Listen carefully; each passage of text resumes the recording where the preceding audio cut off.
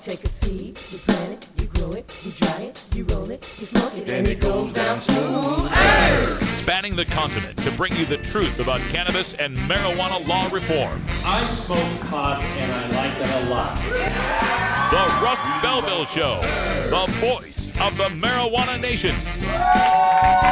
Now, here's your host, Radical Russ Belville.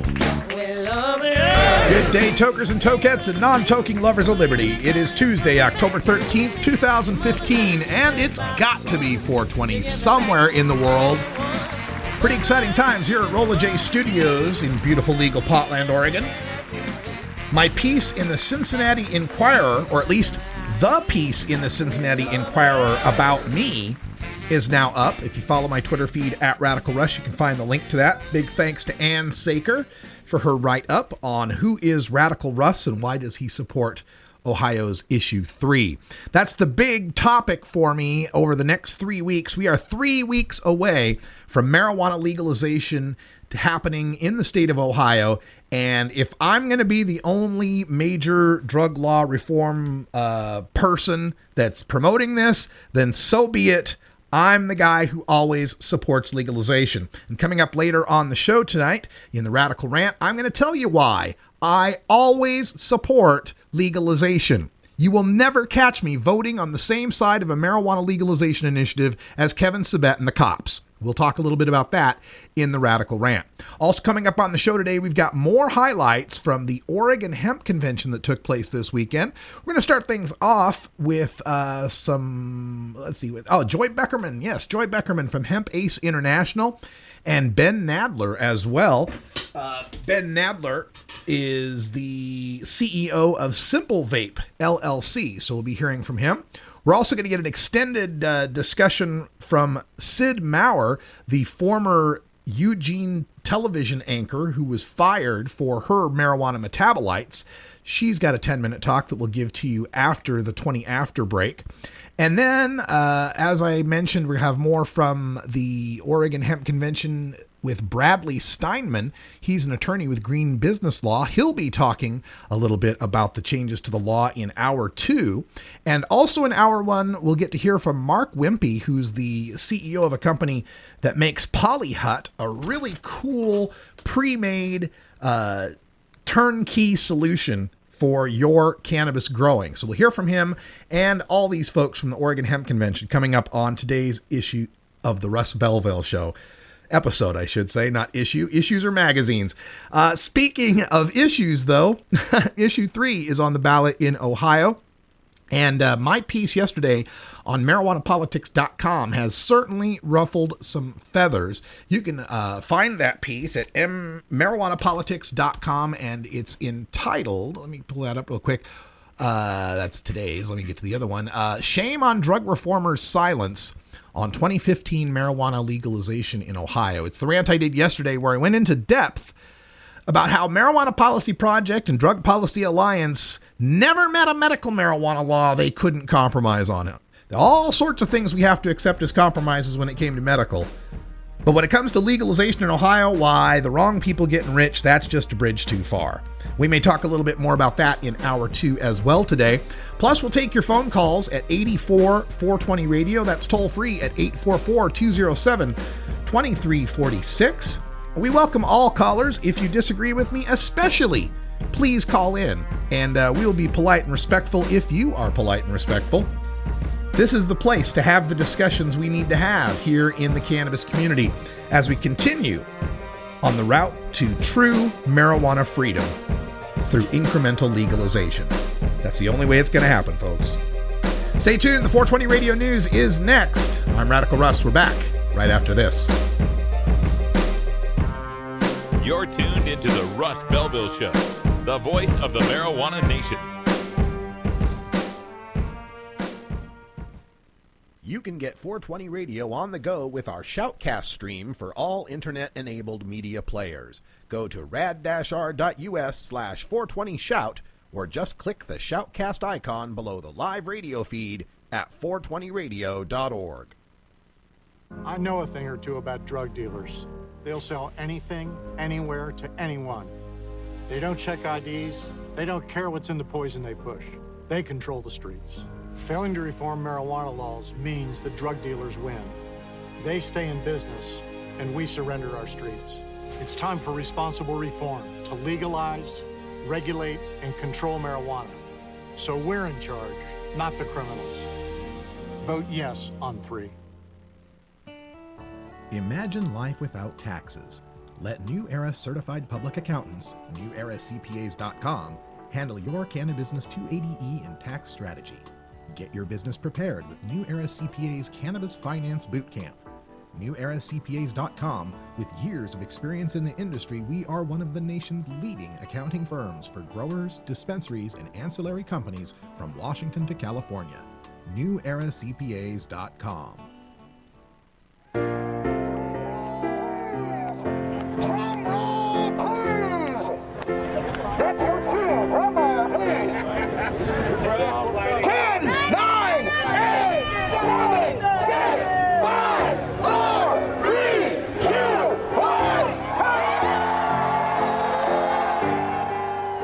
At midnight, July 1st, 2015, adult marijuana prohibition came to an end in Oregon.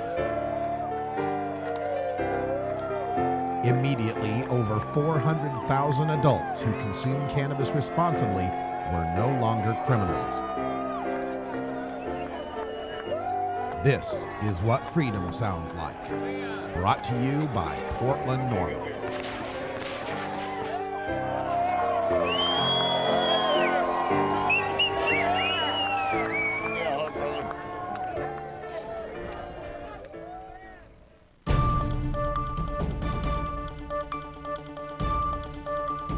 It's time for the 420 Radio News, covering the latest headlines in consumer cannabis, medical marijuana, and industrial hemp. Replays of 420 Radio News are embeddable and shareable from our SoundCloud page at soundcloud.com/RadicalRuss. Now, the marijuana headlines in 4 minutes and 20 seconds. This is your 420 Radio News for Tuesday, October 13th, 2015. With the battle over marijuana landing on Ohio's ballot for the first time next month, a new poll conducted by WKYC and Kent State University shows 56% of the state's voters support allowing adults to possess small amounts of marijuana for personal use. The results also show 32% are opposed, with another 10% who don't know how they feel yet. Among the results, 84% of Ohioans say they would support allowing adults in Ohio to legally use marijuana for medical purposes if their doctor prescribes it, plus or minus 4%. The WKYC Kent State poll also asked the participants about their voting plans for the 2 ballot issues connected to marijuana.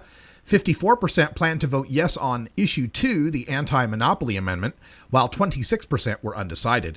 58% plan to vote yes on Issue 3, the Legalization Amendment, while 10% were undecided. Democratic presidential frontrunner Hillary Clinton is facing pressure from marijuana advocates ahead of the first debate tonight. Dan Riffle, director of federal policies at Marijuana Policy Project, said, quote, "Hillary is probably the worst of the bunch on marijuana reform, and even she has said states should be laboratories of democracy when it comes to legalization," end quote, comparing Clinton to the other Democratic candidates. By contrast, former Rhode Island Governor Lincoln Chafee signed a marijuana decriminalization bill in his state. Former Maryland Governor Martin O'Malley endorses rescheduling marijuana so people caught with the drug would face lesser penalties. Senator Bernie Sanders of Vermont has talked about the racial injustices that occur during marijuana arrests. Former Senator Jim Webb of Virginia made drug policy a key issue in his push for criminal justice reform. Marijuana advocates say they would like each of the candidates to clarify their positions during the debate. Washington state troopers are ramping up efforts to enforce a new portion of the state's marijuana law, which makes it illegal to have an open container of pot in your car. The law went into effect on September 26 and is similar to the state's alcohol open container law.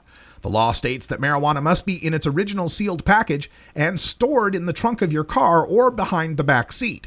It also extends to pot-infused edibles.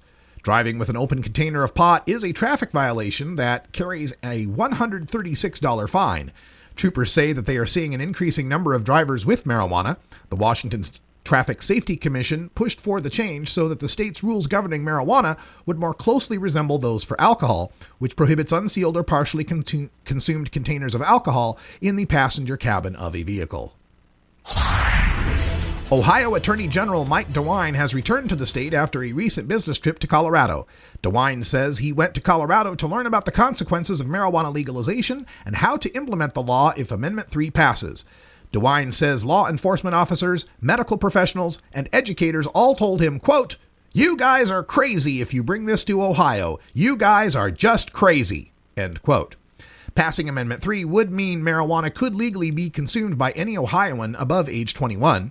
DeWine added, quote, "The marijuana of the 60s and 70s was very different than this marijuana. This marijuana basically carries a much bigger wallop. The THC content is significantly higher," end quote. Responsible Ohio Executive Director Ian James says this is even more reason to legalize marijuana. Passing Amendment 3 would allow for the regulation of pot and require labels so consumers know how potent each product might be. Denver police report there have been 835 marijuana-related crimes in the city since 2012, including armed robberies, aggravated assaults, and an arson. But marijuana supporters contend many of the crimes in the list have only a peripheral relation to the legalization of the drug in Colorado. The list includes crimes like car theft, shoplifting, and a violation of a court order, which makes the police list highly suspect, said Brian Vicente, a partner at Colorado's top marijuana business law firm, Vicente Cederberg, LLC. Vicente scoffed at the suggestion that a car break-in would somehow show that marijuana is causing a crime. The concern, Vicente said, is that police or city leaders will use these questionable statistics to show marijuana legalization is causing crime to skyrocket. This has been your 420 Radio News for Tuesday, October 13th, 2015. I'm Russ Belville.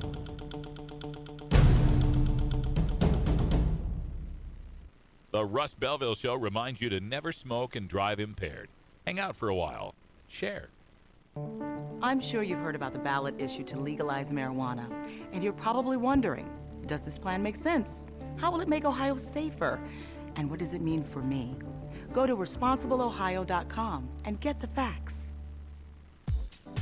The Russ Belville Show is proudly sponsored by the Marijuana Business Association. The MJBA, called by NBC News the Cannabis Chamber of Commerce, is the fastest growing business association in the fastest growing industry in America. I've been working with the MJBA for years, and I personally invite you to join the MJBA. MJBA also publishes the popular MJ Headline News on Facebook and the MJNewsNetwork.com and Marijuana Channel 1 on YouTube. Visit mjba.net for more details.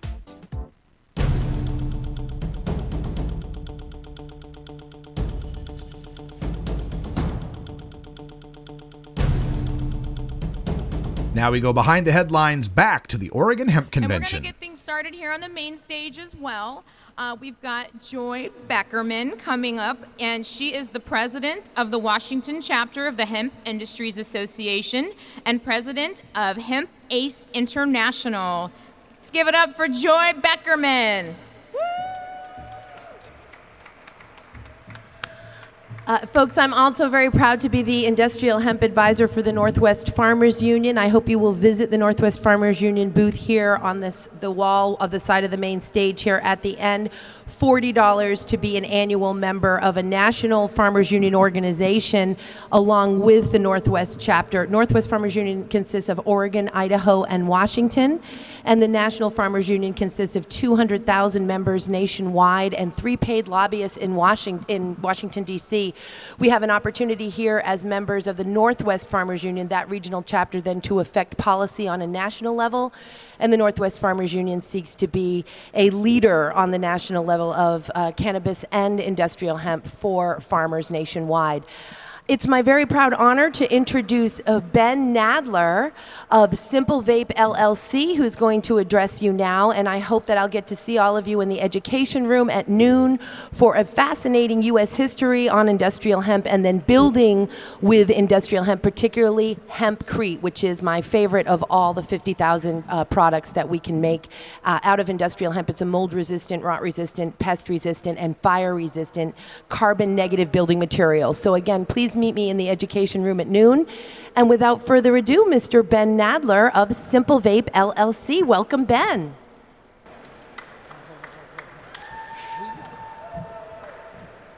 Okay, thank you very much.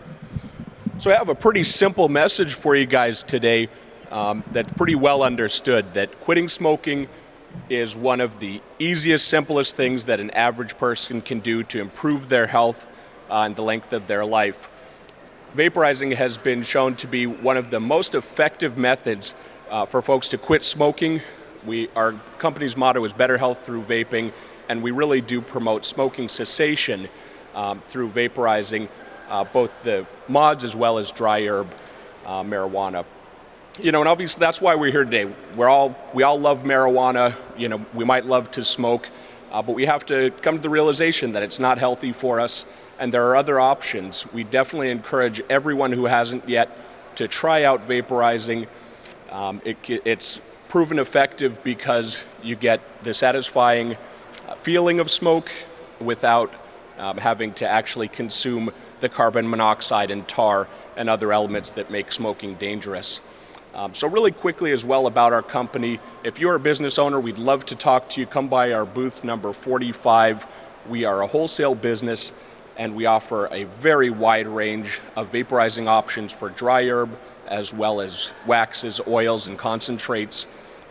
And the reason we're great to partner with is we're a hybrid strategy company. We have a very strong online presence. We don't have a retail location, and because we keep our overhead low and maintain low inventory and do drop shipping with our manufacturers, we're able to offer absolutely the lowest prices to our retail customers and our wholesale customers. So we definitely encourage you to drop by, talk to us, take a look at some of the products we have, and also check out our website at simplevape.net. This is our strategy for the short term, is to keep our inventory small, work directly with companies, have reps in your area to educate yourselves and your customers. So definitely do come into contact us. You can take my business card or my partners as well, Ron Andrews, our company's founder, and we'll talk to you a little bit more about vaporizing and the benefits, and particularly the benefits of smoking cessation through vaporizing. And I was just going to open it up to questions. I didn't have a whole lot to say in the beginning here, but any sort of questions about the vaporizing industry or all the changes that have been happening here lately? Okay, that's perfect. Well, I'll yield my time and turn it back over. I sure do appreciate it. I hope you have a great morning.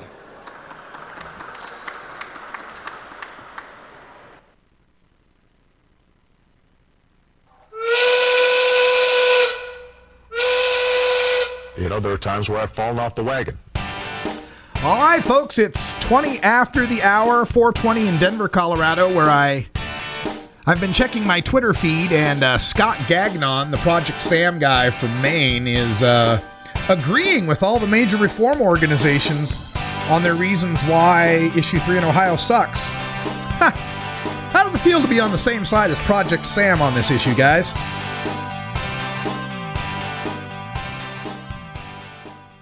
The Russ Belville Show, where we don't change our position on decriminalization in an election year. As a police officer, I walked a beat, served on the vice squad and SWAT team, and became an expert on drug addiction. I saw firsthand the effects of Ohio's destructive marijuana laws. Simply put, they don't work. Ohio spends over $100 million each year on this failed effort. It's time for marijuana reform, so law enforcement can spend their time cracking down on real criminals and making Ohio a safer place for our families. Vote yes on 3. The Fingerboard extension has fretted instruments to enhance your creativity. It has new and used guitars and banjos from beginning to high class. The Fingerboard extension has National Resophonic, Husson Dalton, Larrabee, Heritage and Recording King guitars, and Mike Ramsey, Wildwood, Gold Tone, and Recording King banjos. The Fingerboard extension also has drum stuff, used gear, and parts. Stop by the Fingerboard extension, downtown Corvallis, Oregon at 120 Northwest 2nd, or check out the inventory on the web at fingerboardextension.com and reverb.com.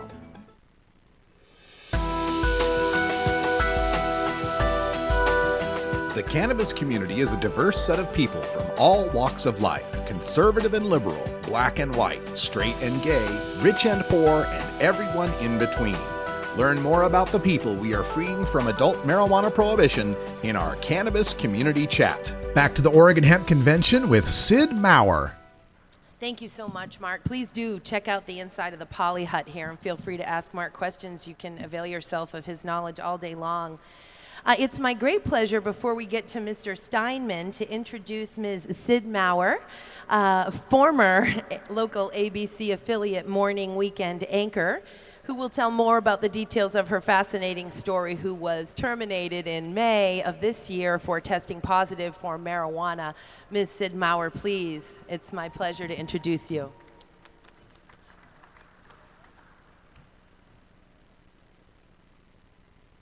Hello. Thank you guys so much for being here. Listen to me speak. It's really exciting, and as she just mentioned, this is all still very new for me. I was, up until recently, a local news anchor in Eugene, Oregon, and I am now out of the cannabis closet. Thank you. I released a YouTube video about 2 months ago talking about exactly what happened to me with my career, and now I'm speaking out against drug testing in the workplace because I really think that it truly is bad business. It wasn't just bad for me, it was bad for my news station as well. And I've come to realize in these just 2 short months of kind of speaking out about this that even within the industry of people who are knowledgeable about cannabis, there's still a lot to learn when it comes to employee drug testing. So I'd like to kind of tell you guys more about that, why I'm against it, through telling my story. So before becoming an activist, like I said, I was a local news anchor, reporter, and producer in Eugene, Oregon. And I'm also a University of Oregon graduate, go Ducks. It was exactly what I went to school to do. I was a journalism major, and that is exactly what I wanted to do. I was enjoying my career in local news, but then I was forced to take a drug test to pee into a cup. And because I had THC in my system from previous use throughout the month, I was fired. So even though I was 100% sober every single day I reported to work, I was fired for using cannabis in my free time because of the way that it stays in your system. So many of you may know that many employee drug testing policies discriminate against cannabis users because of the way that cannabis metabolites stay in your system. So let me explain to you how I could be 100% sober and still have THC in my system if people don't understand that, because you know it isn't common knowledge, as I've realized. So unlike many hard drugs that are out of your system within a matter of days, when you consume cannabis, the metabolites can be stored in your fat or inactively for up to 30 days. So even if you were only affected for a couple hours with the intoxication effects of the cannabis that you've consumed, it can remain in your system and traceable for many, many days afterwards. So to compare it, this would be as if I was drinking 2 nights before and then had to take a drug test 3 days later, and they said, oh, we saw that you had a beer about 3 days ago, so now you've lost your job. That is kind of the equivalent, is they're judging what I'm doing in my free time. And when you look at the facts about marijuana and versus just alcohol, that you can really compare it to a lot of different things that are legal and more dangerous, but alcohol seems to be something that you can naturally relate it to, and to me it just seems outright wrong. So for a little more backstory on my particular drug test, I was, my former newsroom was very, certain companies like to drug test more than others. So for instance, I had a coworker who tripped in the newsroom and she was forced to take a drug test. I had a coworker who bumped her head while she was, filming inside an RV, and she was forced to take a drug test. I had another coworker who was rear-ended himself. Someone tapped the bumper that he was driving in, and he was forced to take a drug test. Well, what happened with me was I was on my way to a live shot where you pop up on the side of the road and you're live for your story. I had 18 minutes to get 15 minutes away. I had no idea where I was going. I was still trying to memorize my scripts, and I was, needless to say, extremely stressed. And so I never got to my live shot that day. I accidentally tapped the bumper of the car in front of me. So the extent of that damage in that car accident was 2 scratches from the license plate bolt of the work vehicle I was in on the bumper of the car in front of me. So because I was in this accident, though, any accident corporate policy, you must take a drug test. because I had worked with my news director and my assistant news director for so long, they knew me, they loved me, I disclosed to them, you know, I have to take this drug test. You know that I come to work completely sober, but in my free time, I do occasionally use marijuana. I think this test will likely come back to show that. So they instantly, it was amazing. They were like completely on my side. You know, my bosses, my immediate supervisors fought for me to keep my job. But because it was corporate policy that I failed the drug test, that they have the ability to fire me, that was the decision. It came down to a corporate attorney from out of state who had never even met me. So even though those who worked with me every day wanted me to keep my job, I still lost my job because of this policy. So that's why I'm speaking out. I really believe that a lot of companies wouldn't hold this policy if they realized how discriminatory it is and how they could potentially be losing out on candidates.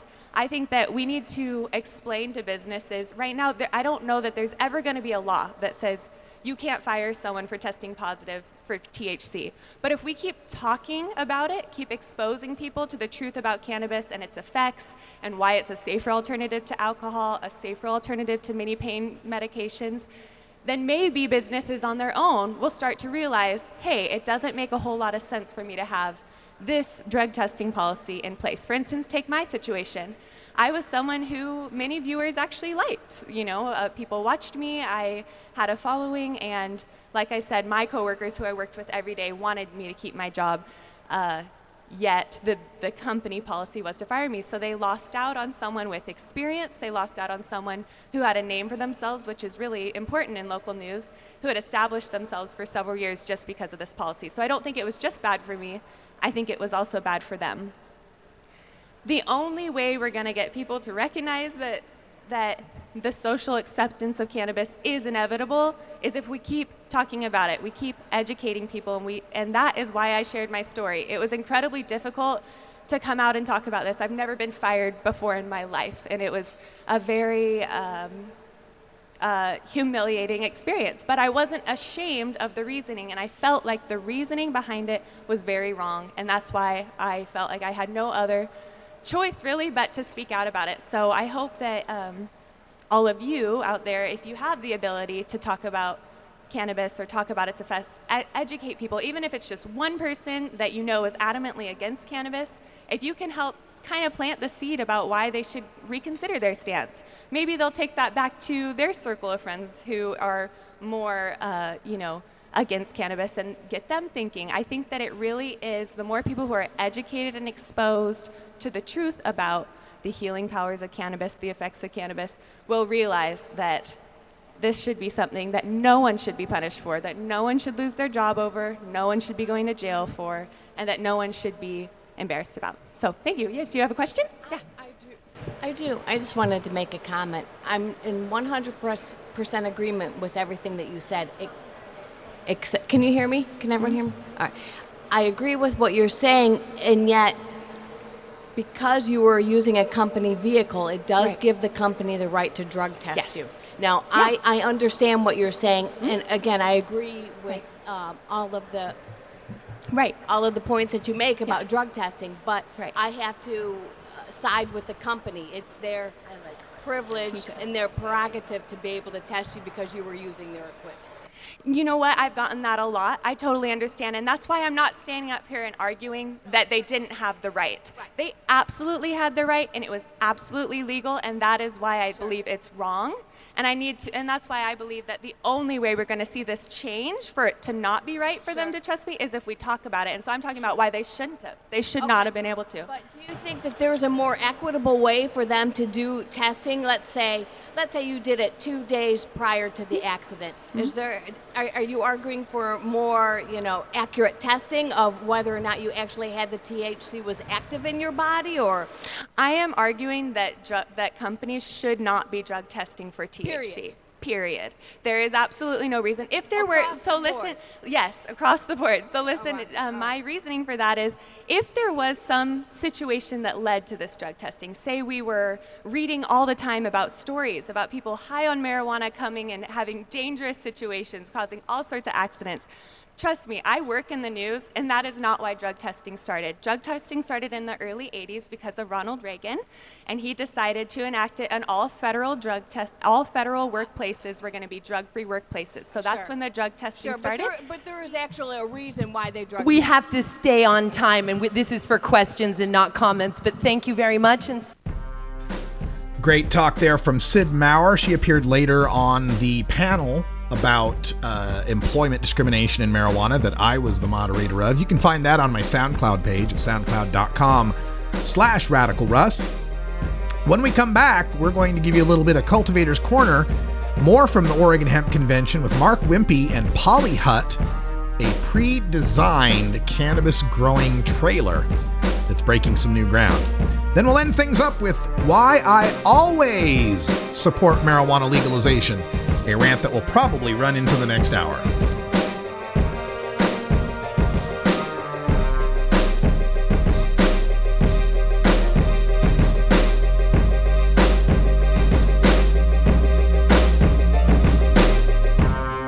You're tuned into the Russ Belville Show, the voice of the marijuana nation. You're listening to Radical Russ on the Russ Belville Show. I remember the day Addison was born. She was just perfect. But then the seizures started, up to 1,000 a day from severe epilepsy. Nothing we tried or the doctors tried worked. So we moved our family from Ohio to Colorado to try medical marijuana. Now Addison only has a few seizures a day, and she's a kid again. We want to move back to Ohio, but we can't because her medicine is illegal there. It's time for marijuana reform. At Herbie's Cannabis Seeds, we pride ourselves on bringing you the best quality seeds from the world's most respected cannabis seed producers, all at the lowest online prices. You can find Herbie's Seeds at herbiesheadshop.com. All cannabis seeds are sold as souvenirs and as a means of preserving cannabis genetics. Herbie's Seeds in no way intends to condone, promote, or incite the use of illegal or controlled substances. We strongly urge all prospective customers to check their national laws prior to placing an order. Herbie's Seeds at herbiesheadshop.com. Proud sponsors of the Russ Belville Show and 420 Radio.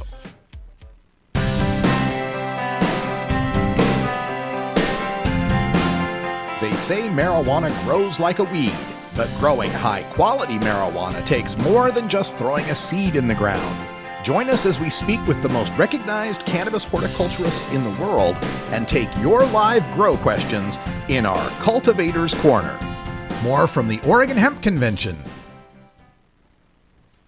thank you so much, Ben, and it is so great to see responsible, logical, sensible, and strategic entrepreneurs involved in the cannabis industry. Owning any small business, whether it's widgets, cannabis, or industrial hemp, of course, is quite a challenge. Most small businesses fail, and so it's just wonderful if we can learn from our leaders in the industry who are doing things logically and with some sensibility and sophistication. Well, we also have here with us Mr. Mark Wimpy of Polyhuts. Here to the left of me is a Polyhut, and it's my great pleasure to introduce Mr. Wimpy to tell us all about how we can use this in the cannabis industry. Welcome. Of course. If you look over to everybody in the audience to your right, you'll see what's called a Polyhut building. Polyhuts I'm one of the founders of Polyhuts. We created this product for the cannabis industry as well as all types of agriculture. There's many applications for it. One of the most important things with the Polyhuts is that it will not ignite. It's got a R33 rating as you see it, so without any without being finished on either the inside or the out, it holds an R33 rating right now that's waterproof, mold-proof, mildew-proof. It really is the future of indoor cultivation. Now, what's sitting on that trailer there is a model off of an 8x16, which is one of our show specials here. We actually can go up to a 300 by 700 warehouse. Our manufacturing facility is actually built out of those building panels. It's an 18-gauge steel construction. It's a polystyrene bead that's infused into the frame itself, which makes it versatile for everybody to use. The building panels themselves are very easy to put together. We actually ship those in kits with wet stamp plans for all 50 states and Puerto Rico. It's a really neat product. This is our first time out with it. That's kind of a prototype, but we've had a lot of success with it thus far. One of the more important things, and I've noticed being here in Oregon, is that in the winter I see a lot of, well, since we've been up here, we've seen a lot of hoop houses. And in the winter, what you run into is not being able to keep any type of heat or cold exchange consistent within any type of building here. With our product, and we've actually got a little display in there, I've got a room that's heated up to 150 degrees. The ambient temperature inside that trailer is only 65, so if you go up and put your hand on the panel itself, or the window, which is a high efficiency window, you won't be able to feel any heat exchange or transfer through it. They're lightweight, as I stated. They only weigh 68 pounds apiece. One of the neat parts too is the strength and durability of it. Exposed to the elements as it sits right there, it's got a life expectancy of 150 years. This is based on testing we did on our manufacturing facility, where we only broke down 1/8 of an inch over about a 7-year period. The vertical strength of that panel is 20,500 pounds. If you were to take one of those panels, stand them up, you could actually, before you'd see any metal fatigue, it would hold 20,500 pounds.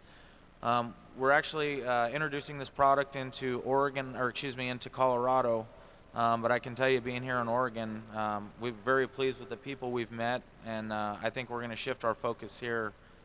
So we look forward to being around for quite some time. They are manufactured in Arizona. Like I said, it's a neat product. Thus far, without any type of truss system, we can actually do a 12-foot wide roof, which there's pictures on the other side of the display there. But yeah, we're really happy to be here, and we look forward to helping in this industry any way possible. And I hope this can make it more efficient for the cultivators, and looking forward to meet some new people. But yes, sir.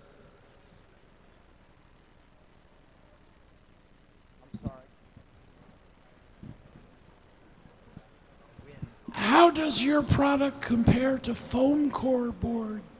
The difference with mine and foam core is that this is actually infused into the steel. So what happens is when the styrene expands inside that frame, it actually expands inside that frame. It's not a board.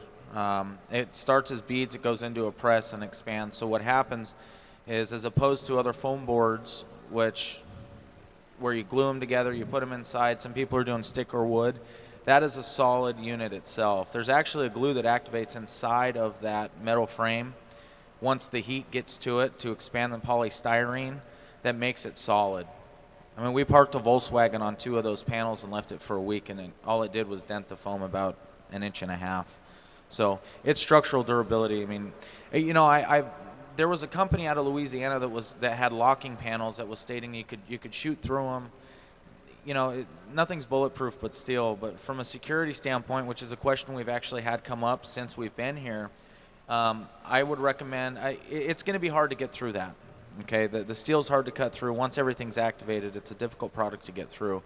But nobody's going to want to leave that unfinished as it is. So any type of metal siding will definitely deter. What we told a gentleman yesterday, if we had to come up with, I'm also a general contractor, but if I had to come up with an idea that would work best for that, for security, I would put chicken wire, and then I would do like a metal siding on it, because then it would make it nearly impossible to get into it. But I can tell you that we spent tens of thousands of dollars in getting our engineering requirements through UES, a couple other places that we needed to. A lot of companies can't take this product into California. We actually can. We have our earthquake certifications, A through C, D, 1, 2, and 3. But one of the neatest things about that product is that I can legally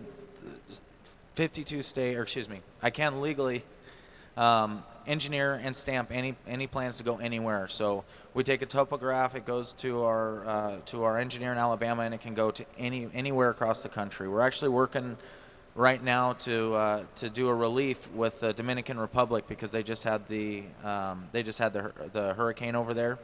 They're looking for housing that can be shipped in kits that's easy to put up. We've got a couple house plans for that. An 1,800 square foot house takes, say, 4 or 5 men, women that have a general knowledge of construction, about 5 or 6 hours to put up. So it's a very simple product. Yes, sir. Have you worked with building the thing out of hempcrete? No, we haven't. We've actually, I saw that here for the first time. It's the first time I've seen it. I'm actually going to go talk to a couple of people about that. As far as the concrete itself goes, you're talking about like doing a where you would use the panels as almost a mold and insert concrete in between it, or the hempcrete. No, please. You're welcome to talk to me anything about hempcrete. That's my specialty. Build the first hempcrete. Oh, cool. Okay. So would that be then? Would he be referring? How does that work exactly? I mean, you guys just would use a standard mold like you would concrete? No, that's okay. No. That's okay. I want to be able to answer questions. Hempcrete is an infill. It's non-structural, so it still requires timber and steel framing. And you can go anywhere from, we would suggest probably a 12-inch wall around here. Again, mold resistant, rot resistant, pest resistant, and fire resistant. You just fill in the forms. And it really only takes about 12 hours for that first layer to cure, and then you raise the forms up and you're pouring and tamping in. It's fascinating. It looks like oatmeal. Any other questions?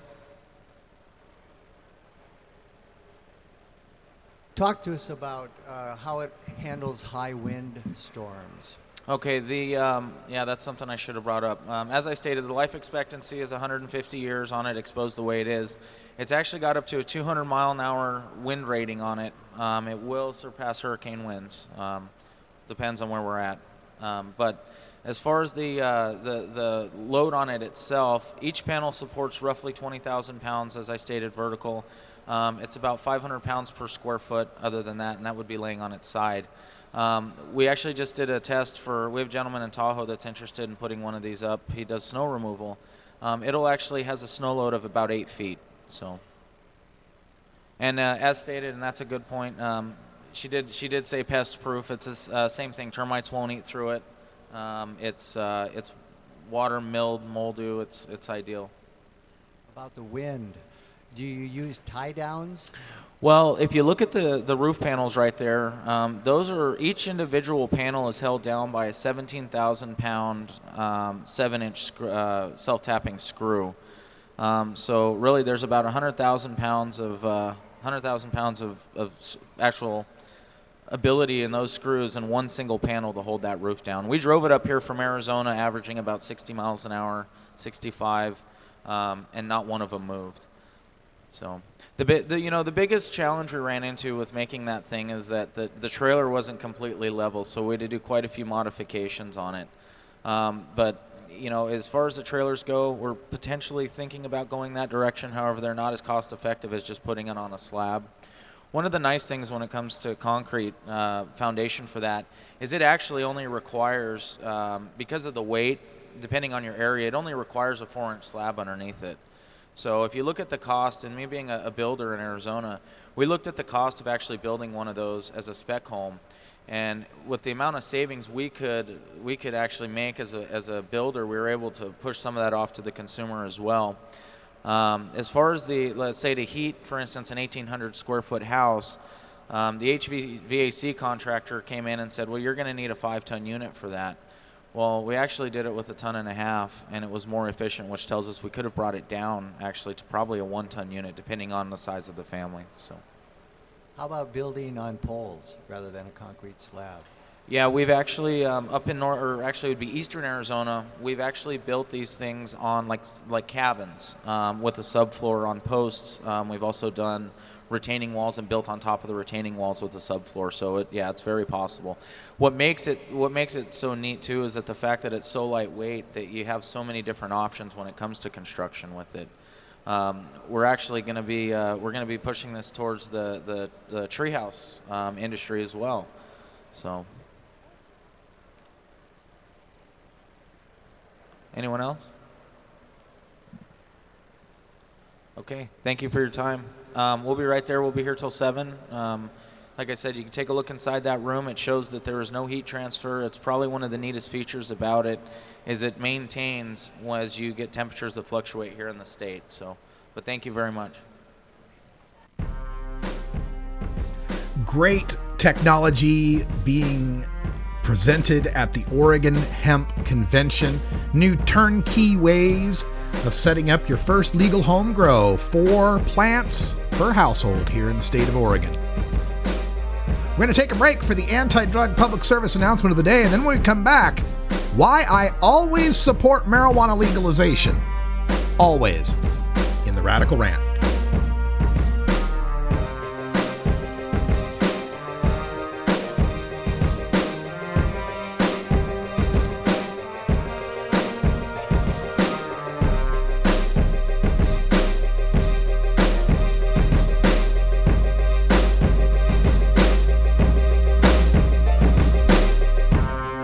You're tuned into the Russ Belville Show, the voice of the marijuana nation.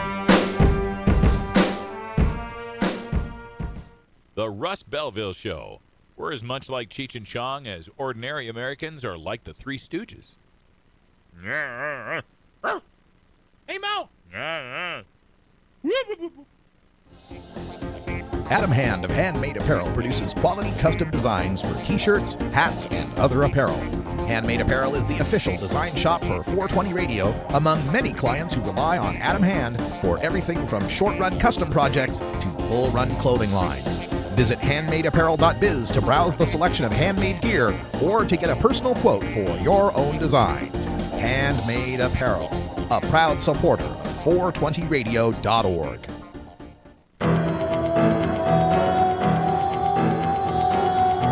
In the interest of fair and balanced journalism, the Russ Belville Show presents the anti-drug public service announcement of the day.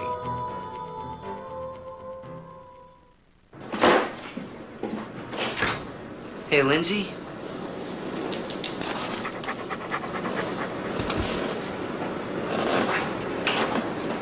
I wish you didn't smoke weed. You're not the same when you smoke. And I miss my friend. I'll be outside.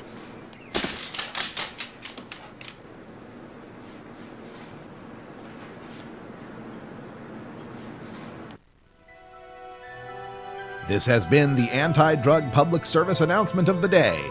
To cure this sort of reefer madness, listen to the Russ Belville Show every weekday on 420radio.org. This is Radical Russ encouraging you to take a look at the Weed Blog every day.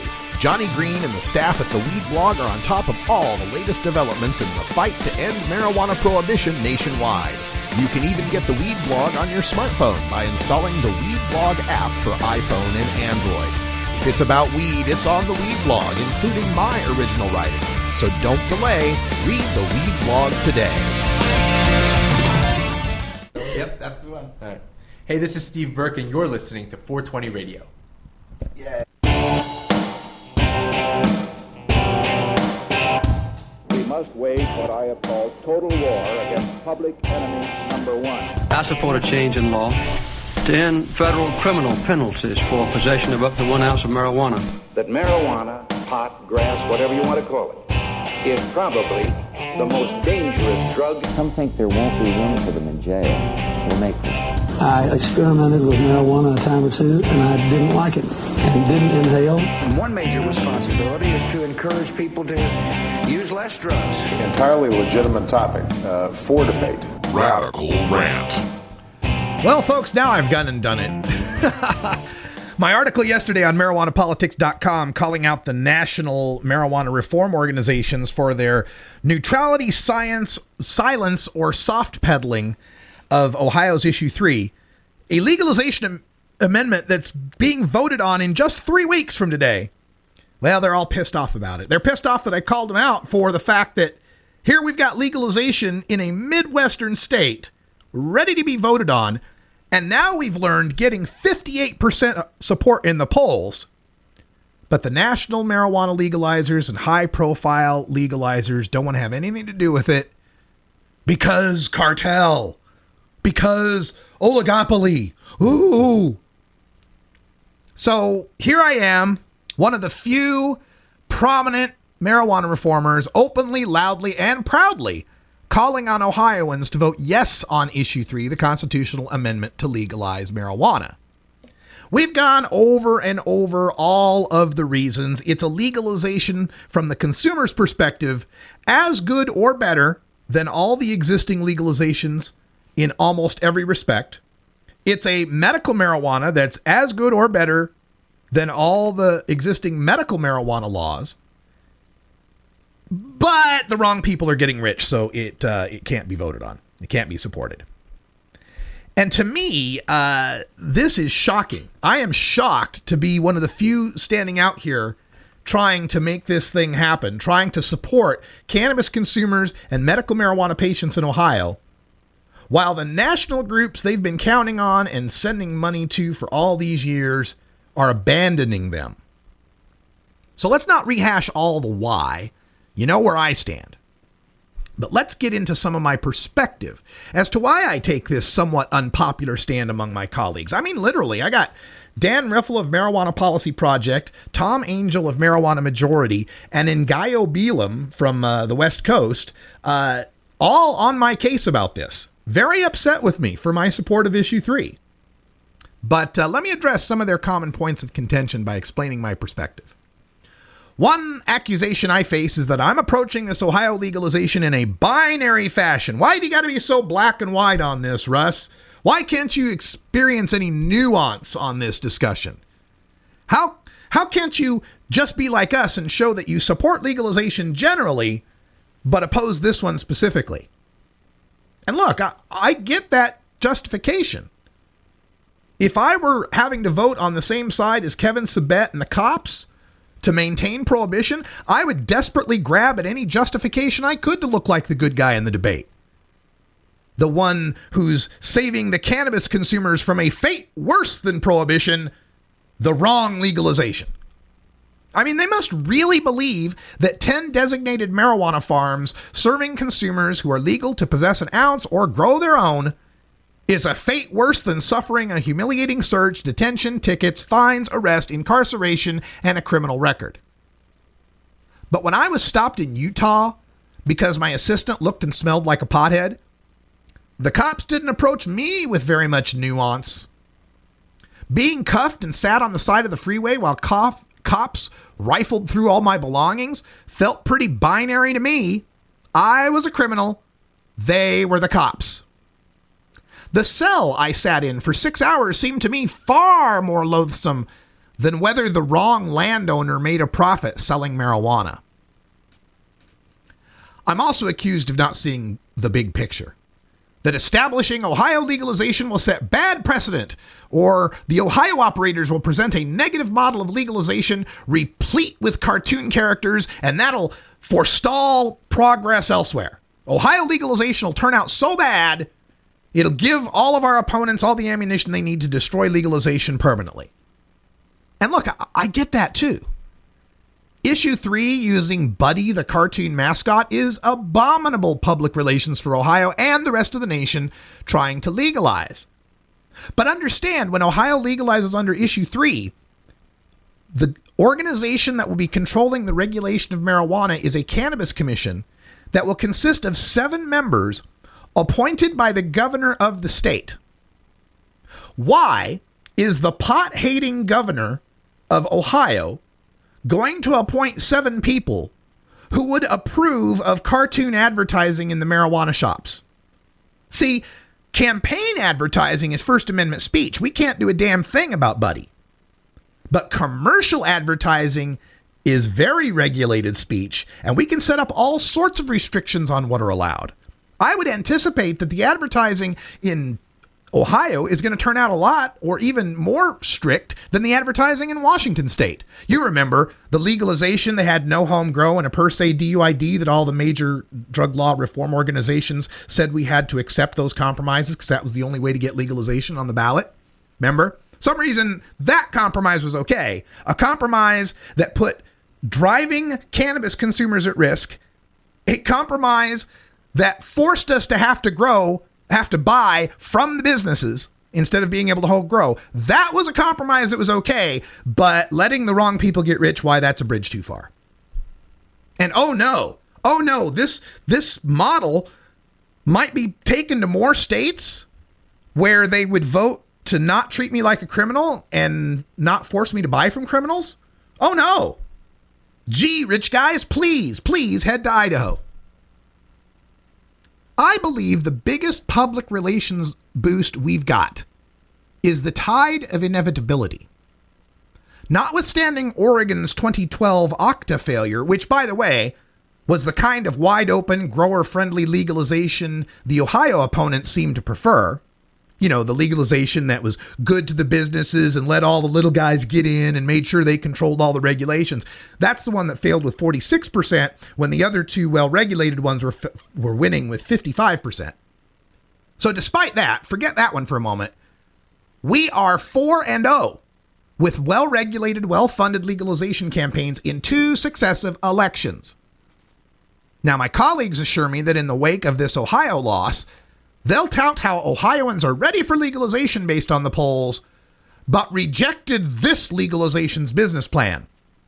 Well, by the way, the latest poll from WKYC says that 56% of Ohio voters support legalization generically, and yet 58% support Issue 3. Seems like they do like this plan specifically, at least in the polls.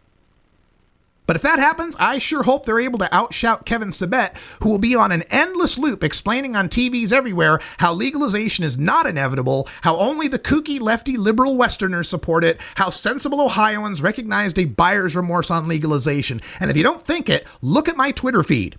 Scott Gagnon, the Project Sam guy in Maine, is already using the same talking points that the drug reform organizations are using against Issue 3 to say why legalization is bad.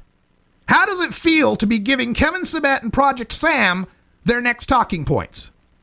And this stance would be a lot more defensible from the major drug reform groups if I saw any of them marshaling resources for a 2016 Ohio legalization fight. But they're all focused on California primarily, Nevada and the other 2016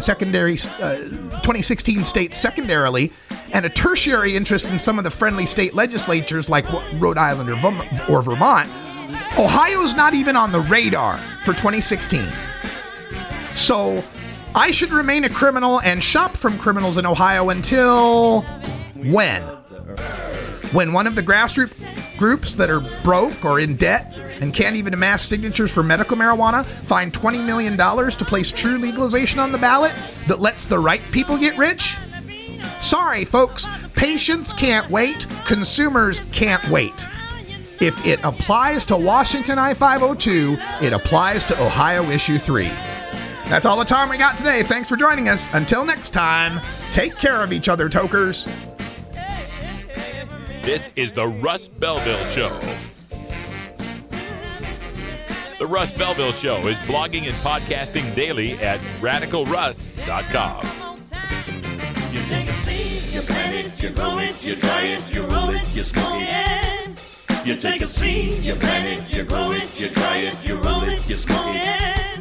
You take a seed, you plant it, you grow it, you dry it, you roll it, you smoke it, and it goes down smooth.